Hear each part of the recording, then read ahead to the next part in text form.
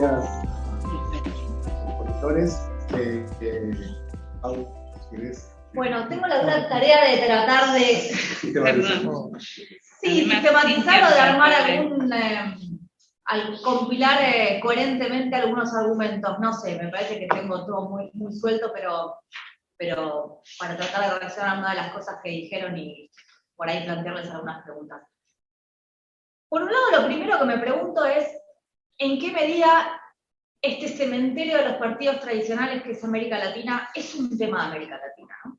Algo comentó Gerardo en un momento de su exposición, y yo sé que este es un panel donde hablamos sobre los partidos de América Latina, pero en la política comparada sabemos que no podemos decir nada de un caso o de varios si no comparamos, ¿no?, con otros. Entonces, ¿qué es lo que está pasando en el mundo? Y viene pasándose bastante, porque esto lo podemos pensar para Estados Unidos, sin duda lo podemos ver para Europa occidental, Europa del Este, el centro de Asia, es decir, ¿qué es lo que está pasando que hace que esto lo veamos recurrentemente en distintos lados? Después me voy a meter con América Latina, pero como una primera mirada en general. Uno diría, bueno, con la crisis del capitalismo de los años 70, ¿sí? 1009, ¿qué empezó a pasar? Que desordenó lo que aparentemente en un montón de lados estaba ordenado, ¿sí? Con sistemas de partidos institucionalizados y partidos aparentemente fuertes, con mucho arraigo en la sociedad. No sé, avances de la tecnología, crisis climática, esta crisis del capitalismo del fin de ese sistema donde había una clase que tenía y otra que no tenía nada, donde de repente empezaban a emerger con fuerza políticamente otras identidades, ¿no? Pienso en grupos minoritarios que empiezan con más fuerza a reclamar por sus derechos. El feminismo no es algo nuevo, pero sin duda que está mucho más fuerte a partir de la década del 70. Las identidades étnicas que en América Latina se empezaron a politizar con la crisis de los 80 y las reformas de los 90. Entonces, algo me parece que en el mundo viene pasando hace varias décadas, porque esto sin duda no es un fenómeno de América Latina. Se mencionó los partidos emprendedores, que no son nuevos, y lo venimos estudiando desde la tercera ola de democratización en América Latina, ¿no? Decía Gerardo que vienen, y Jennifer también, que vienen de la mano de la crisis de gobernabilidad y la crisis del presidencialismo. Y entonces lo vemos como casos de sistemas de partidos tradicionalmente estables, como Costa Rica o El Salvador, que mencionaba Francesco, pero antes Venezuela, ¿sí? En la crisis cuando aparece con fuerza el chavismo, cuando el sistema de partidos implosiona, lo vemos en Chile mucho más recientemente. Y mi pregunta es, ¿no será que los partidos, estos que nosotros llamamos como tradicionales y con fuerte arraigo en la sociedad, ¿no será que son estructuras que están enfilosadas? Es decir, y que desde abajo, todos estos procesos que empiezan a ocurrir a nivel sistema, más o menos globales y más o menos adaptados a las regiones, ¿no será que cuando desde abajo se hace temblar a los partidos es que el sistema empieza a mostrar sus límites, el sistema de partidos me refiero? Y traigo algo que mencionaba Francesco cuando señalaba que Venezuela y Colombia antes eran ejemplos de sistemas de partidos pluralistas, porque él mencionaba Venezuela bajo el Pacto de Punto Fijo o Colombia del Frente Nacional. Pero estos eran casos donde había artificios institucionales que hacían que ese sistema de partidos fuera ordenado. El Pacto de Punto Fijo y el Frente Nacional eran acuerdos que tenían los dos partidos más grandes para turnarse en el poder. Entonces no es que la ciudadanía respaldaba mayoritariamente estos partidos, o no sabemos qué hubiera pasado en ausencia de estos acuerdos artificiales de gobernabilidad, ¿no? Esta idea de que, mencionaba Gerardo, los sistemas de partidos son ajenos a la ciudadanía,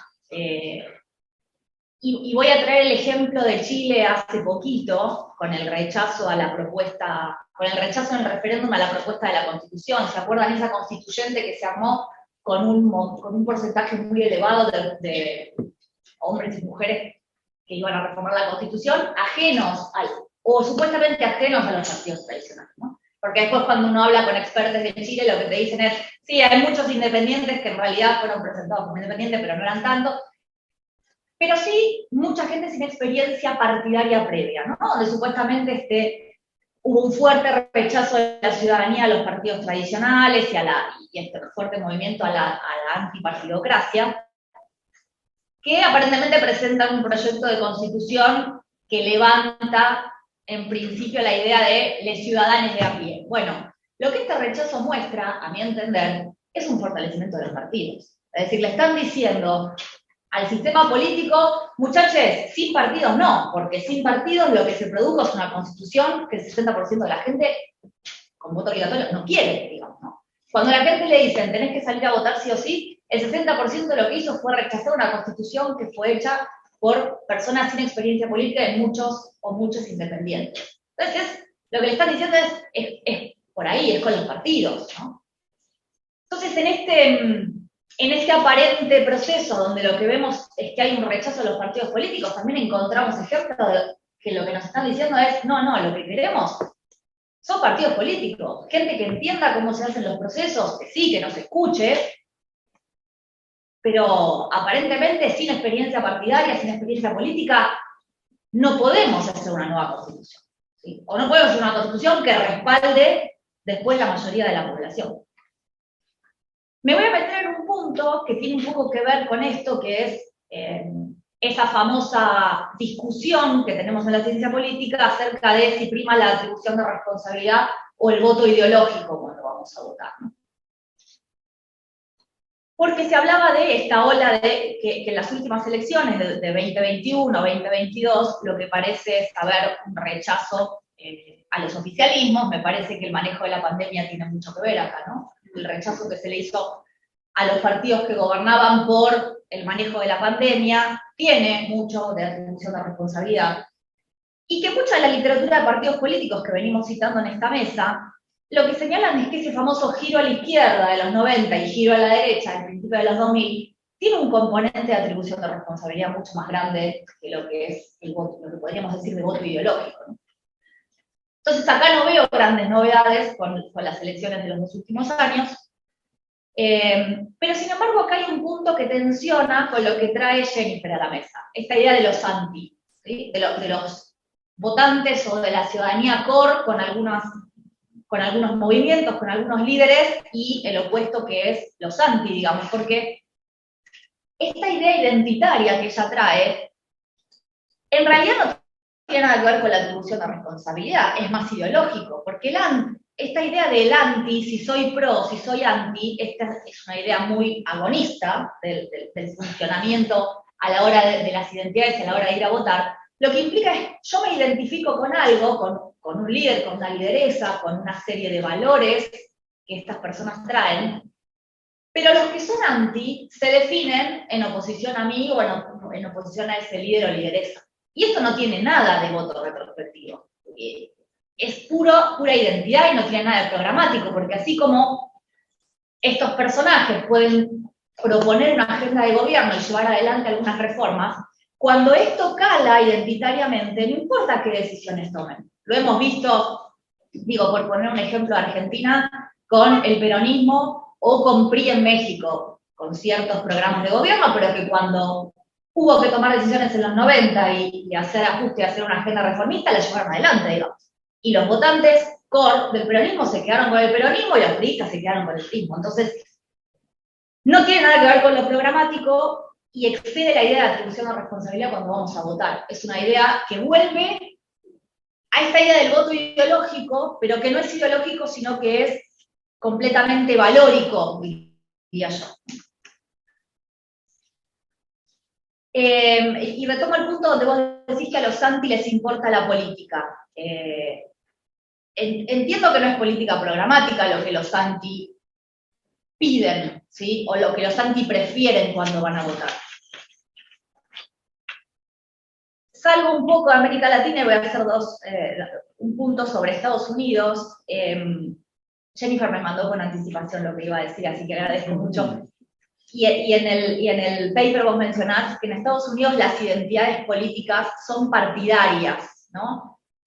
Lo que quisiera preguntarte es, ¿qué te parece que pasa con Trump? Porque a mi entender, el trumpismo no es republicano. Digo, es republicano porque el tipo se presenta y el Partido Republicano le da la nominación. Ahora, en un eventual caso completamente ficticio, digamos, ¿no? En que el sistema electoral se reformara, en el que pasaron un montón de cosas, donde existen incentivos para la formación de terceros partidos, grandes, digamos. Si este hombre dice, bueno, me voy y creo mi propia etiqueta, los trampistas irían, les trampistas irían con él. O sea, porque se definen más como trampistas que como republicanos. Pero es una pregunta, yo no entiendo, no estudio en Estados Unidos, y vos son expertos. Y por último, quería mencionar el caso de Bukele, que ha salido acá, pero que esto es bastante reciente, en el que este personaje señala que va a buscar la reelección, a pesar de que no debería. Quiero traer lo que implica el manejo de la justicia, o lo que implica colonizar, diríamos, la Corte especialmente, pero el Poder Judicial en su conjunto. Un colega nuestro, Benjamín García Delgado, está haciendo su tesis sobre que cuando estos personajes que se van volviendo autoritarios, lo que hacen primero es colonizar la Corte, tienen bastante probabilidad de éxito en lograr que el régimen se vuelva, digamos, autoritario, ¿no? Podríamos mencionar el caso de Venezuela, podríamos mencionar, sin haber llegado a ser un régimen autoritario, a mi entender, qué pasó con Bolivia, así cuando la Corte lo autoriza a Evo Morales a competir para otra elección. ¿Qué pasa con El Salvador? Sí, porque claramente la Corte lo autoriza.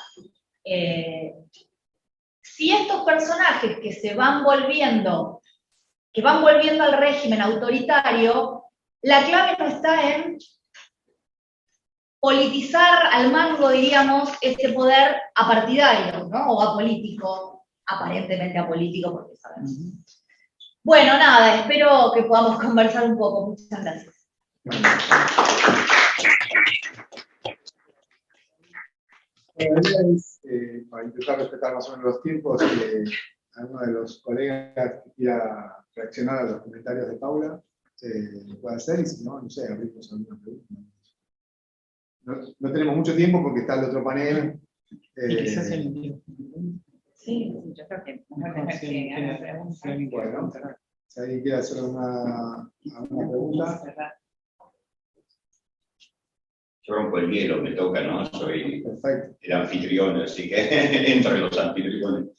No, además, más casi en broma lo digo, ¿no? Pero tal vez no se dieron cuenta y no era la intención de ustedes, pero lo veo todo muy preocupado por la disfunción de los partidos tradicionales y yo le diría que no deberían, ¿no? Porque tanto duelo. A mí no me parece tan mal.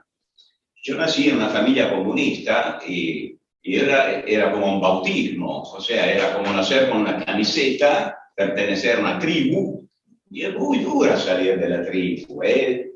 Tiene costos, ustedes dirían de transacción, yo lo digo como costos psicológicos y todo, y bueno, puede ser muy dura. Lo pienso para todos los sistemas políticos europeos, pero también para algunos solamente, y sobre Latinoamérica después diré algo.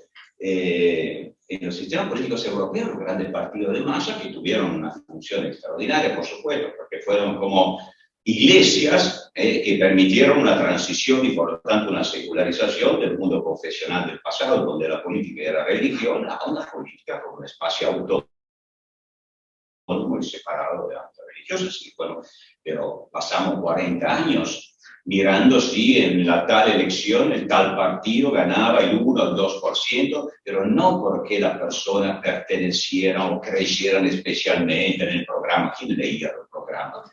Yo me acuerdo en mi casa, antes de las elecciones, era el Partido Comunista, y bueno, se decía quién había que votar, cuál candidato se distribuía antes para saber quién iba elegido en la Cámara de Diputados. Pero era una pertenencia, lo mismo era la democracia cristiana, el Partido Socialista, lo mismo era la SPD en Alemania, o los laboristas y los partidos conservadores también. De manera que en cierto sentido es inevitable que esto pase a medida que una sociedad se fragmenta y a medida que una sociedad se seculariza. O sea, nace o se reproduce cada vez más el voto libre, el voto de opinión, el voto individual.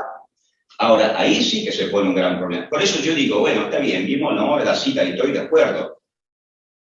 ¿Puede vivir una democracia sin partidos? No, no puede. Y bueno, tendrás que aprender, no hay otra. Por otra parte, los primeros teóricos del liberalismo y del constitucionalismo pensaban que en realidad la democracia no podría vivir con partidos. ¿Por qué? Porque los partidos eliminaban la independencia individual, y de hecho lo hicieron, pero sirvieron. No se puede negar que sirvieron. Entonces, tendrás que aprender, pero este me parece que es el gran desafío, por lo menos desde mi perspectiva. O sea, ahí a donde hay un suficiente voto de opinión, donde realmente se ha creado en la cultura política, yo diría, una especie de ciudadanía general, o una ciudadanía individual, consciente, responsable, bueno, no creo que las instituciones y los valores democráticos sean a riesgo. Porque, bueno, el individuo sabe cuál es el cauce dentro del cual se mueve. Habrá más volatilidad, habrá más necesidad de pragmatismo, alianza, compromiso, está bien. Pero ahí es donde la cultura política de ese tipo, más secular, más individual, es minoritaria, lo más probable es que todo esto no genere más responsabilidad y autonomía individual, sino nuevas formas de búsqueda de pertenencias.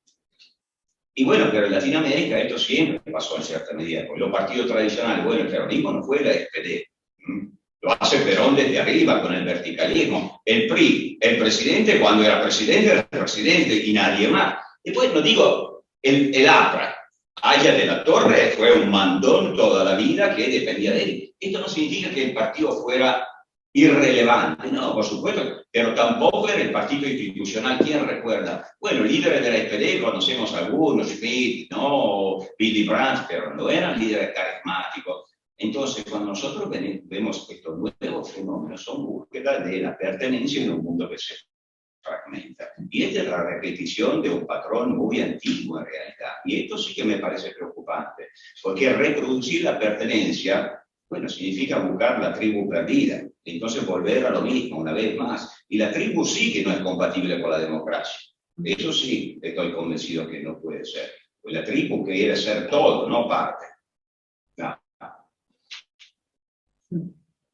Sí, quería preguntar si no le parece que, más allá de lo que se expuso brillantemente, que ahora Boris lanzó un desafío, ¿no?, entre una mirada y otra, que las razones históricas como la caída del muro, la globalización, determinaron un cambio de proceso político basado sobre marketing. O sea, nosotros tuvimos un ejemplo muy poderoso de Berlusconi en Italia, donde la política llega más allá de los problemas personales que el tipo tenía y que fueron los motivos por los que llegó al poder, o quiso llegar al poder. Una propuesta de tipo marketing. O sea, vamos a ser todos rubios, altos, ojos azules, poderosos, felices, etcétera, etcétera. Entonces, voten para mí. Este fenómeno me parece que, condimentado con la caída del muro, entonces por la caída de la perspectiva de cambio estructural de la sociedad, determinaron una competencia basada en por criterios de marketing, donde la propuesta apunta a crear un consenso no sobre una idea, sino sobre un producto, con todo lo que eso implica. Bueno, eso es un poco mi inquietud y me gustaría si pudiéramos profundizar un poco La última, perdón, para decir en particular, porque trabajaba sobre los anti, me gustaría saber si además en tu trabajo hay algún tipo de estudio sobre la identidad. Quiero decir, ¿sobre qué, perdón? Sobre la identidad de los valores. No conozco ningún chavista que se defina antidemocrático. Entonces, a lo mejor los valores están un poco distorsionados y la percepción que también tiene nuestra ciudadanía es un poco propia. Entonces, es un poco eso. Porque al inicio de la conversación empezaste con un todo que a mí me fue positivo, pero si te hubieras dicho Dios los bendiga a todos, hubieras ahorrado. Entonces son estrategias de marketing, maneras de comunicar, y también logran recibir un valor en lo estas identidades. Y en algunos casos vemos que hay ideas fuertes que son como la base, ideas tipo derecha versus izquierda, ¿no? O sea, el antiuribismo hoy en día en Colombia, de promedio, los antiuribistas se sitúan más a la izquierda que el resto de la población. Eso tenemos datos. Los antifujimoristas también. O sea, hay cierta ideología vinculada con ciertos movimientos, justamente porque los propios líderes son ideológicos, ¿no? El Fujimori era bien de derecha, Uribe también.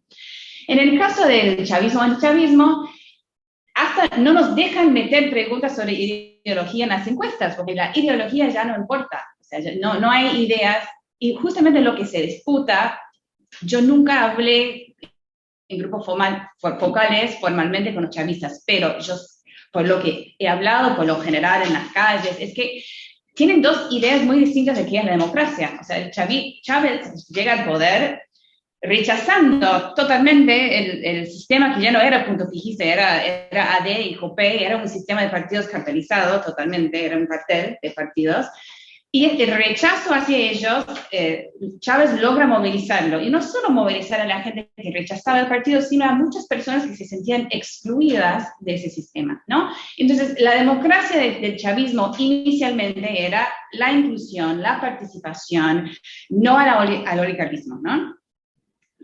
El antichavismo, entonces, su posición es, no, esa lógica populista autoritaria del gobierno, de la mayoría, si quieres, es totalmente opuesto a la democracia liberal que nosotros apoyamos, ¿no? Son dos ideas distintas de la democracia. Hoy en día hay muy pocos chavistas, yo diría, o sea, los chavistas que quedan son los que crean realmente que Chávez y ahora Maduro representan esa idea de la democracia inclusiva, pero son muy pocos, es un grupo muy reducido. El problema para los anti hoy en día en Venezuela, y que siempre ha sido el problema de los anti, es que por ser ideológicamente dispersas como personas, la MUD era una organización paraguas de distintos partidos políticos comunistas con libertarios, ¿no? O sea, una mezcla, una sopa de distintas. Entonces, a pesar, o sea, más allá del rechazo al chavismo, siempre le hacía falta una visión, digamos, positiva. Y cuando más allá de eso de queremos recuperar lo que teníamos antes, que era una democracia más liberal, ¿no? Pero yo ni siquiera sé si había acuerdo total sobre eso, ¿no? Así que parte del problema, entonces, en el caso de Venezuela con los anti, es que no ha habido ese acuerdo como para aglutinar ese grupo. Y mientras tanto, bueno, el chavismo se iba llevándolo a otro lado, al autoritarismo. Pero la ideología no tiene que ser la base. Cuando es la base, me parece que puede nutrir un debate ideológico más interesante que no se le escapa de las manos, por decirlo, y para llevarlo más a la polarización radicalizada, porque se basa en ideas distintas y opuestas, quizás, para pensar. Lo dejo ahí. Bueno, vamos a dar por finalizado este primer panel, ¿sí?, del seminario, así que ahora vamos a tomar un café, nos invitan a tomar un café y luego comenzaremos con la actividad del segundo panel.